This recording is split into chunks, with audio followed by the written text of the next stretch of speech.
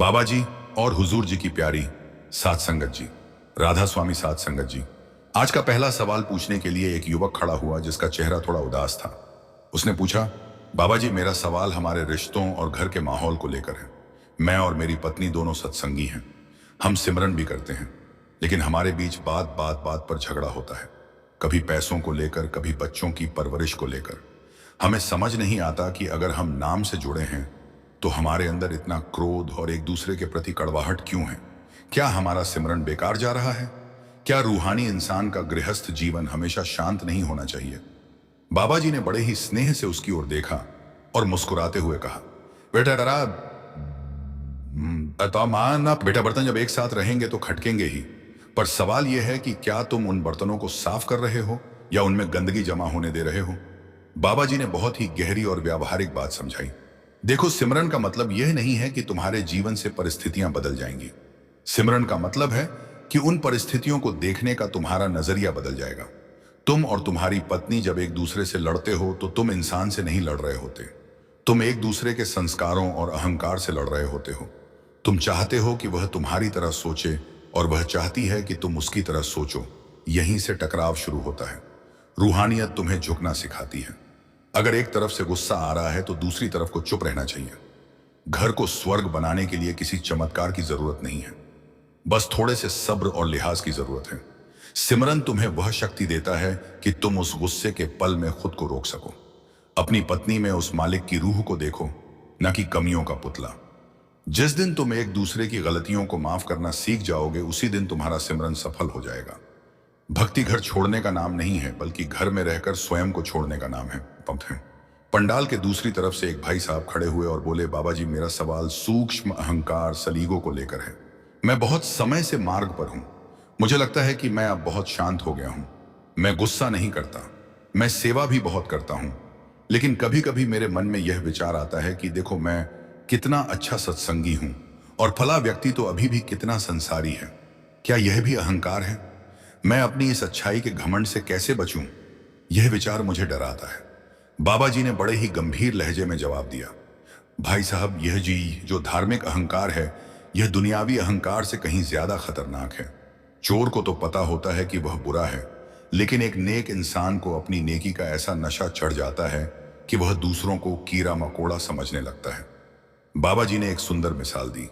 जैसे दूध में अगर एक बूंद नींबू की पड़ जाए तो वह पूरा दूध फट जाता है, वैसे ही अगर तुम्हारी पूरी उम्र की भक्ति में मैं की एक बूंद पड़ जाए तो वह सारी कमाई खराब हो जाती है।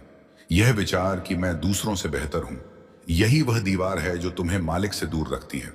जब भी ऐसा विचार आए तो फौरन मालिक से माफी मांगो और यह याद करो कि तुम जो कुछ भी कर पा रहे हो वह उसकी दया है, तुम्हारी कोई ताकत नहीं। तुम तो एक कलम की तरह हो, लिखने वाला तो वह है। अगर कलम को घमंड हो जाए कि उसने बहुत सुंदर लिखा है तो यह उसकी नादानी है। अपने आप को मिट्टी समझो। जो जितना नीचे झुकता है, मालिक की रहमत का झरना उसी की तरफ बहता है। अपनी सेवा और सिमरन को गुप्त रखो, उसे प्रदर्शन का जरिया मत बनाओ। तभी एक नौजवान लड़की खड़ी हुई। उसने पूछा, बाबा जी आजकल की सोशल मीडिया की दुनिया में हम अपनी तुलना दूसरों से करने से खुद को रोक नहीं पाते। किसी की शादी की फोटो देखो, किसी की नई गाड़ी देखो तो मन में एक हीन भावना, इंफीरियरिटी कॉम्प्लेक्स आती है। हमें लगता है कि हमारी जिंदगी बोरिंग है। क्या रूहानियत हमें इस जलन और ईर्ष्या से बचा सकती है? हम कैसे खुश रहें जब हमारे पास वह सब नहीं है जो दूसरों के पास है? बाबा जी ने बड़े ही प्यार से उसे समझाया, बेटा तुम दूसरों की बाहरी नुमाइश एग्बिशन की तुलना अपनी आंतरिक स्थिति से कर रही हो। तुम जो स्क्रीन पर देख रही हो वह सिर्फ एक हिस्सा है, पूरी सच्चाई नहीं। बाबा जी ने आगे कहा, ईर्ष्या तब होती है जब हम यह भूल जाते हैं कि मालिक ने हमें हर रूह के लिए एक अलग पटकथा स्क्रिप्ट लिखी है। तुम्हारे पास जो है वह तुम्हारी जरूरत और तुम्हारे कर्मों के हिसाब से सबसे उत्तम है। दूसरों की लकीर को छोटा करने की कोशिश मत करो, अपनी लकीर को बड़ा करो। सिमरन तुम्हें आत्मसंतोष, कंटेंटमेंट देता है। जब तुम अंदर से नाम के रस से भर जाओगी तो तुम्हें बाहर की यह चमक थमक बहुत फीकी लगने लगेगी। असली खुशी चीजों को इकट्ठा करने में नहीं है, बल्कि चीजों से आजाद होने में है। अपनी ऊर्जा दूसरों की जिंदगी झांकने में बर्बाद मत करो, उसे अपनी रूह को संवारने में लगाओ। जब तुम खुद से प्यार करना और मालिक का शुक्राना करना सीख जाओगी तो तुम्हें किसी और जैसा बनने की जरूरत महसूस नहीं होगी। इसके बाद एक बुजुर्ग माताजी ने पूछा, बाबा जी मेरी उम्र 70 साल हो गई है, मेरा शरीर अब साथ नहीं देता। सिमरन पर बैठती हूं तो कमर में दर्द होता है, पैर सो जाते हैं। मेरा मन बहुत रोता है कि मैं अब उतनी मेहनत नहीं कर पा रही जितनी जवानी में करती थी। क्या मालिक मुझे इस बुढ़ापे और लाचारी की वजह से सजा देगा? क्या मेरी भक्ति अब अधूरी है? बाबा जी का स्वर बहुत ही कोमल हो गया। उन्होंने कहा, माताजी मालिक कोई निर्दय सुल्तान नहीं है, वह तो एक मां से भी ज्यादा प्रेम करने वाला पिता है। वह आपकी मजबूरी को आपसे बेहतर जानता है। बाबा जी ने आश्वासन देते हुए कहा, जब शरीर साथ ना दे तो जबरदस्ती मत कीजिए। आप लेटकर सिमरन कीजिए, कुर्सी पर बैठकर कीजिए या चलते फिरते मन ही मन सिमरन कीजिए। मालिक को आपके शरीर की मुद्रा पोस्चर से मतलब नहीं है, उसे तो आपकी याद से मतलब है। बुढ़ापा तो एक वरदान है, क्योंकि अब आपकी दुनियादारी की जिम्मेदारियां कम हो गई हैं। अब आपका हर पल उस मालिक की अमानत है। अगर आप बिस्तर पर लेटे भी उसे प्यार से पुकारती है तो वह पुकार उतनी ही कीमती है जितनी किसी पहलवान की 2.5 घंटे की बैठक। आप बस मन को उसके चरणों में जोड़कर रखिए। यह शरीर तो पुराना चोला है, इसे एक दिन गिरना ही है। आप तो अपनी रूह को नाम के रंग में रंगिए। तभी एक भाई साहब ने पूछा, बाबा जी मेरा सवाल निस्वार्थ सेवा को लेकर है। कभी कभी जब हम सेवा करते हैं तो दूसरे सेवादार हमें नीचा दिखाते हैं या हमारे काम में मीन मेख निकालते हैं। ऐसे में मन बहुत दुखी होता है और मन करता है कि सेवा छोड़कर घर बैठ जाऊं। क्या ऐसी स्थिति में भी सेवा करना जरूरी है जहां हमें सम्मान न मिले? बाबा जी ने मुस्कुराते हुए कहा, भाई साहब अगर आप सम्मान के लिए सेवा कर रहे हैं तो वह सेवा नहीं, वह मजदूरी है। बाबा जी ने स्पष्ट किया, सेवा का असली मतलब ही यही है कि आप अपने मान अपमान से ऊपर उठ सके। अगर किसी ने आपको कुछ बुरा कह दिया और आप दुखी होकर घर बैठ गए तो इसका मतलब है कि आपका अहंकार अभी बहुत बड़ा है। सेवा तो एक कसौटी है। मालिक ऐसे ही हालात पैदा करता है ताकि वह देख सके कि आपके अंदर कितनी बर्दाश्त, पेशेंस है। अगर कोई आपको बुरा कह रहा है तो उसे अपना सफाई कर्मचारी समझो जो आपकी कमियों को साफ कर रहा है। चुपचाप अपनी सेवा करते रहो। जिस दिन तुम्हें फर्क पड़ना बंद हो जाएगा कि लोग तुम्हारी तारीफ कर रहे हैं या बुराई, उस दिन समझो कि तुम्हारी सेवा मालिक के दरबार में मंजूर हो गई। सेवा करो मालिक को खुश करने के लिए, बंदों को खुश करने के लिए नहीं। अगला सवाल एक युवक ने पूछा, बाबा जी क्या हमें अपनी किस्मत को बदलने की कोशिश करनी चाहिए? लोग कहते हैं कि जो लिखा है वही होगा, तो फिर हम मेहनत क्यों करें? क्या प्रार्थना और सिमरन से हमारा भाग्य बदल सकता है? बाबा जी ने बहुत ही तार्किक उत्तर दिया, बेटा मेहनत करना तुम्हारा फर्ज है और भाग्य उस मेहनत का संस्कार है। बाबा जी ने समझाया, किस्मत वह नक्शा है जो तुम पिछले जन्मों के कर्मों से लेकर आए हो, पर उस नक्शे पर चलना कैसे है यह तुम्हारे आज के पुरुषार्थ, एफर्ट पर निर्भर करता है। प्रार्थना और सिमरन तुम्हारी किस्मत को वैसे ही बदल सकते हैं जैसे एक बड़ी सजा को छोटी सजा में बदला जा सकता है। अगर तुम्हारी किस्मत में सूली लिखी है तो मालिक अपनी दया से उसे एक कांटे की चुभन में बदल सकता है। मेहनत कभी बेकार नहीं जाती। तुम अपना कर्म पूरी ईमानदारी से करो, पर उसके फल के प्रति आसक्त मत हो। सिमरन तुम्हें वह मानसिक संतुलन देता है कि अगर तुम्हें तुम्हारी मेहनत का फल नहीं भी मिले तो भी तुम टूटो नहीं। भाग्य और पुरुषार्थ एक ही गाड़ी के 2 पहिए हैं। मेहनत करते रहो और डोर उस मालिक के हाथ में छोड़ दो। एक बहन ने पूछा, बाबा जी मुझे बहुत ज्यादा चिंता, ओवर थिंकिंग करने की आदत है। मैं हर छोटी बात को लेकर घंटों सोचती रहती हूँ। इससे मेरा सिर भारी रहता है और मैं सिमरन में भी ध्यान नहीं लगा पाती। इस विचारों के जाल से कैसे निकलूं? बाबा जी ने बड़े ही सरल ढंग से समझाया, बेटा ओवर थिंकिंग का मतलब है कि तुम उन चीजों को कंट्रोल करना चाहती हो जो तुम्हारे हाथ में नहीं है। बाबा जी ने तरीका बताया, जब भी मन बहुत ज्यादा सोचे तो उसे एक काम दे दो, सिमरन का काम। मन एक खाली कमरे की तरह है। अगर तुम इसमें अच्छी चीजें नहीं भरोगी तो इसमें जाले और कचरा, बेकार के विचार अपने आप भर जाएंगे। अपने आप को किसी न किसी रचनात्मक काम में व्यस्त रखो। यह सोचो कि आज के इस पल में सब ठीक है, कल क्या होगा यह मालिक की चिंता है, तुम्हारी नहीं। जब तुम अपनी चिंताएं मालिक को सौंप दोगी तो तुम्हारा मन अपने आप हल्का हो जाएगा।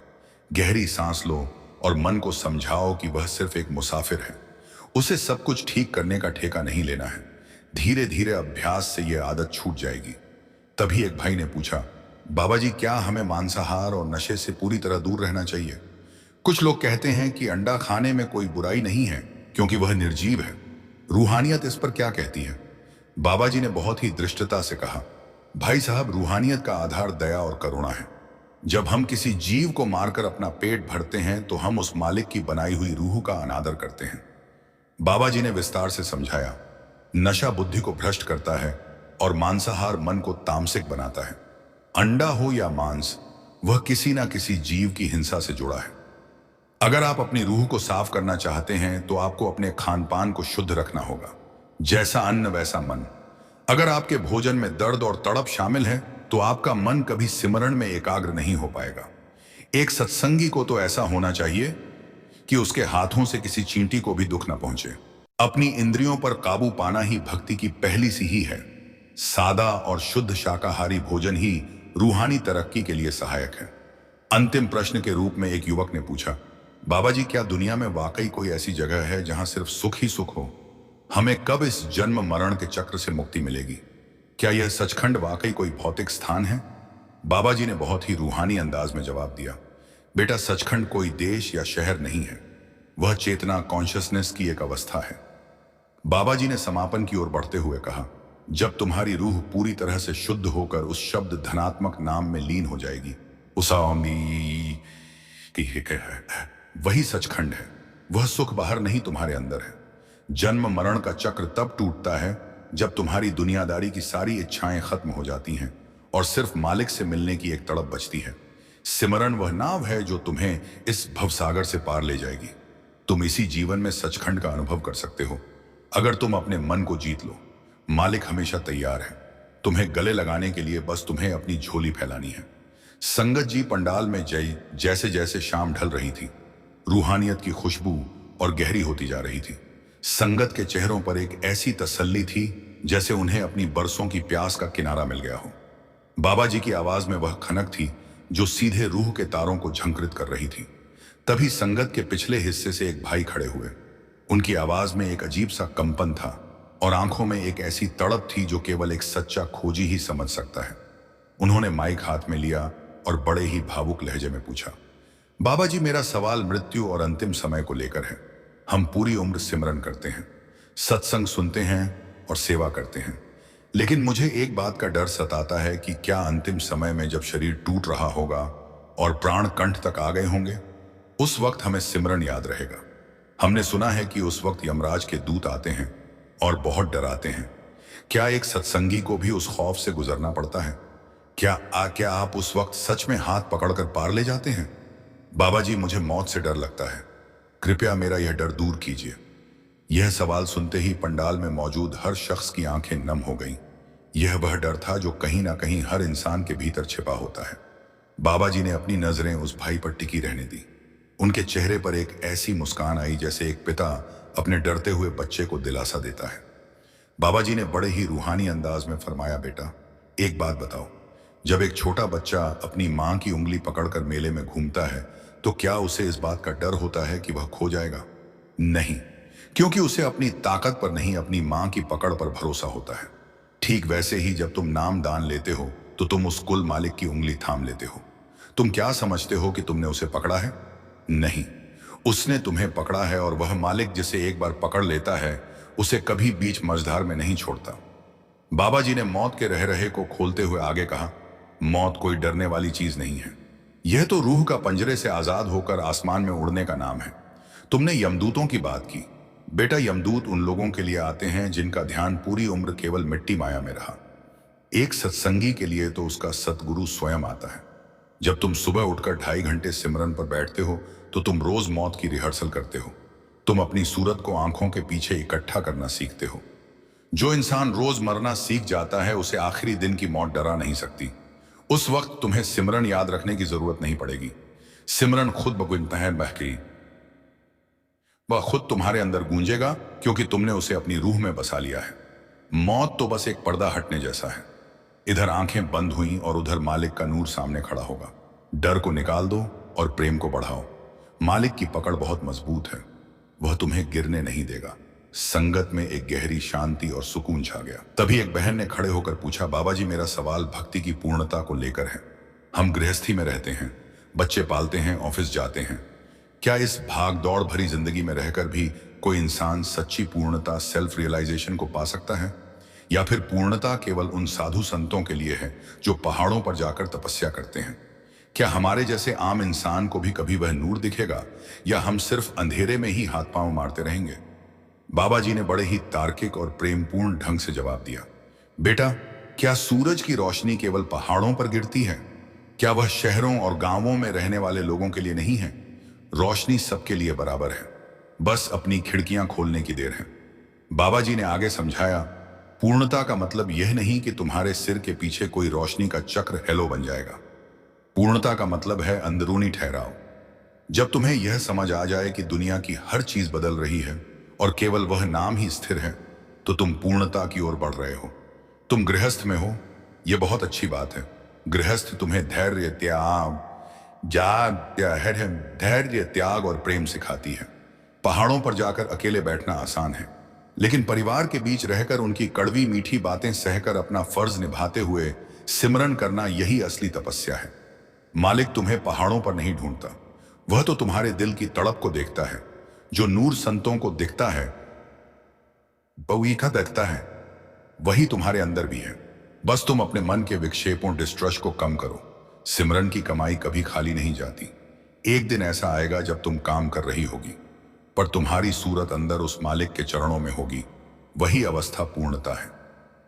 इसके लिए तुम्हें संसार छोड़ने की नहीं, बस संसार का मोह छोड़ने की जरूरत है। तभी एक युवक ने हाथ उठाया। वह काफी समय से कुछ पूछना चाह रहा था। उसने पूछा, बाबा जी, राधा स्वामी, मेरा सवाल मालिक की इच्छा, विल ऑफ गॉड को लेकर है। हम अक्सर कहते हैं कि उसकी मर्जी के बिना पत्ता भी नहीं हिलता। अगर सब कुछ वही कर रहा है तो फिर हम कर्मों के लिए जिम्मेदार क्यों हैं? अगर मैंने कोई गलती की तो क्या वह भी उसकी मर्जी थी? और अगर ऐसा है तो मुझे सजा क्यों मिलनी चाहिए? यह तो वैसा ही हुआ कि हाथ किसी और का और थप्पड़ हमें पड़े। पंडाल में कुछ लोग इस सवाल पर थोड़ा मुस्कुराए, पर बाबा जी ने इसे बहुत गंभीरता से लिया। उन्होंने कहा, बेटा, यह सवाल बहुत गहरा है और अक्सर लोगों को उलझाता है। इसे एक मिसाल से समझो। बाबा जी ने समझाया, सोचो, एक सड़क है जिस पर सरकार ने ट्रैफिक सिग्नल लगाए हैं। सड़क सरकार की है, सिग्नल सरकार के हैं और गाड़ी भी शायद सरकार की ही दी हुई है, लेकिन उस गाड़ी को चलाने वाला ड्राइवर तुम हो। अब अगर तुम लाल बत्ती पर गाड़ी नहीं रोकते और एक्सीडेंट हो जाता है, तो क्या तुम सरकार को दोष दोगे कि सड़क आपकी थी इसलिए गलती आपकी है? नहीं, मालिक ने तुम्हें विवेक, इंटेलेक्ट और चुनाव की आजादी, फ्री विल दी है। वह तुम्हें गलत काम करने के लिए मजबूर नहीं करता, वह तुम्हें सिर्फ शक्ति देता है। उस शक्ति का इस्तेमाल तुम चोरी करने में करते हो या सिमरन करने में, यह तुम्हारा चुनाव है।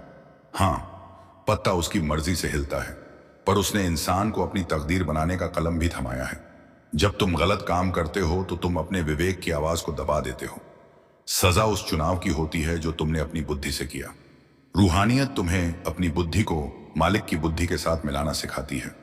जब तुम कहते हो तेरा भाना मीठा लागे, तब तुम्हारी अपनी मर्जी खत्म हो जाती है और तुम वाकई उसके हाथ का यंत्र, इंस्ट्रूमेंट बन जाते हो। तब तुम्हारे हाथों से कोई पाप नहीं होता। इसके बाद एक बुजुर्ग माता जी खड़ी हुई। उन्होंने पूछा, बाबा जी, मेरा बेटा और बहू मेरा सम्मान नहीं करते। मैंने उनके लिए अपना पूरा जीवन गला दिया, पर आज वे मुझे बोझ समझते हैं। मेरा मन बहुत दुखता है। क्या ऐसे दुख में सिमरन करना संभव है? मेरा ध्यान बार बार उनकी बातों की तरफ चला जाता है। मैं कैसे अपने मन को शांत करूं? बाबा जी की आंखों में करुणा भर आई। उन्होंने कहा, माता जी, आपने अपना फर्ज निभाया, यह बहुत अच्छी बात है, पर आपने वह फर्ज मोह के वश होकर निभाया, इसलिए आज आपको दुख हो रहा है। बाबा जी ने जीवन का कड़वा सच बताते हुए कहा, दुनिया के सारे रिश्ते लेन देन के हैं। जब तक स्वार्थ सिद्ध होता है, लोग सम्मान करते हैं। जैसे ही जरूरत खत्म होती है, नजरिया बदल जाता है। माता जी, आप अब भी उनसे सम्मान की उम्मीद कर रही हैं। यही आपके दुख का कारण है। आप ये क्यों भूल जाती है कि आप यहां किसी के बेटे या बहू के लिए नहीं, बल्कि उस कुल मालिक के लिए आई थी। अब जो समय आपको मिला है, उसे मुक्ति का अवसर समझिए। अगर वे आपसे बात नहीं करते तो समझिए मालिक आपको एकांत दे रहा है ताकि आप उससे बात कर सकें। दुख में सिमरन और भी ज्यादा असरदार होता है, क्योंकि उस वक्त मन दुनिया से उचाट होता है। अपनी तवज्जो को बच्चों से हटाकर उस सच्चे पिता की ओर लगाइए। वह कभी आपका अनादर नहीं करेगा, वह कभी आपको अकेला नहीं छोड़ेगा। जब आप अंदर से सुखी हो जाएंगी तो आपको बाहर के सम्मान की जरूरत ही नहीं पड़ेगी। माफ कर दीजिए उन्हें, क्योंकि वे अज्ञानी हैं। वे नहीं जानते कि वे क्या खो रहे हैं। अंतिम सत्र में एक भाई ने पूछा, बाबा जी, क्या हमें अपने जीवन के रूहानी अनुभवों, स्पिरिचुअल एक्सपीरियंसेस को दूसरों के साथ शेयर करना चाहिए? मुझे कभी कभी ध्यान में कुछ रोशनी दिखती है या कुछ आवाजें सुनाई देती हैं। क्या इन्हें बताने से यह कमाई खत्म हो जाती है? बाबा जी ने बहुत ही कड़ाई से मना करते हुए कहा, बिल्कुल नहीं भाई साहब, अपनी रूहानी दौलत को तिजोरी में बंद करके रखिए। बाबा जी ने समझाया, जैसे एक कीमती हीरा अगर आप चौराहे पर सबको दिखाएंगे तो उसके चोरी होने का डर रहता है। रूहानी अनुभव आपके और आपके गुरु के बीच का एक निजी प्रेम पत्र, प्राइवेट लव लेटर है। इसे दूसरों को बताने से मन में सूक्ष्म अहंकार आता है कि मैं बहुत ऊंचा पहुंच गया हूं, और जैसे ही अहंकार आता है वह रूहानी प्रगति रुक जाती है। दूसरी बात, जब आप अपने अनुभव बताते हैं तो सुनने वाला व्यक्ति भी वैसी ही कल्पना करने लगता है और उसका अपना अनुभव मौलिक नहीं रह जाता। अगर आपको कुछ दिख रहा है या सुनाई दे रहा है तो उसका आनंद लीजिए, उसका शुक्राना कीजिए, पर उसे अपने भीतर पचाना सीखिए। जो पक जाता है वह छलकना बंद कर देता है। अपनी इस कमाई को सिमरन के जरिए और गहरा कीजिए, ना कि बातों के जरिए उसे हवा में उड़ा दीजिए। अंत में बाबा जी ने सबको शांत भाव से देखा। पंडाल का वातावरण ऐसा था मानो समय ठहर गया हो। बाबा जी ने अपनी बात को समाप्त करते हुए कहा, साध संगत जी, यह जीवन बहुत कीमती है। इसे दुनिया की छोटी छोटी शिकायतों और फालतू की चिंताओं में बर्बाद मत कीजिए। हम यहाँ एक मकसद के लिए आए हैं, अपनी रूह को उस मालिक से मिलाने के लिए। दिन भर में चाहे कितनी भी मशरूफियत, व्यस्तता हो, पर उस कुल मालिक के लिए समय जरूर निकालिए। वह आपसे कुछ नहीं मांगता, वह तो बस आपका प्रेम और आपकी याद मांगता है। सिमरन को अपना सहारा बनाइए, सेवा को अपना स्वभाव बनाइए और विनम्रता को अपना गहना बनाइए। याद रखिए, मालिक आपके बहुत करीब है, वह आपके सांसों के भी पास है। बस एक बार सच्चे दिल से पुकार कर तो देखिए, वह बाहें फैलाए खड़ा है। संगत जी, आगे सुनने से पहले अगर आप हमारे चैनल रूहानी साखी पर नए हैं तो कृपया सब्सक्राइब करना ना भूलें और कमेंट में जरूर बताइए कि आप यह वीडियो कहां से देख रहे हैं। संगत जी, इसके बाद बाबा जी ने हाथ जोड़कर सबको राधा स्वामी कहा। संगत की आंखों में कृतज्ञता के आंसू थे और दिलों में एक नया संकल्प। हर कोई अपने घर की ओर बढ़ रहा था, पर इस बार वे अकेले नहीं थे। उनके साथ बाबा जी की दी हुई वह रूहानी रोशनी थी जो उनके जीवन के अंधेरे को दूर करने के लिए काफी थी। संगत जी, इसके बाद आज का सवाल जवाब बाबा जी ने समाप्त किया। राधा स्वामी जी,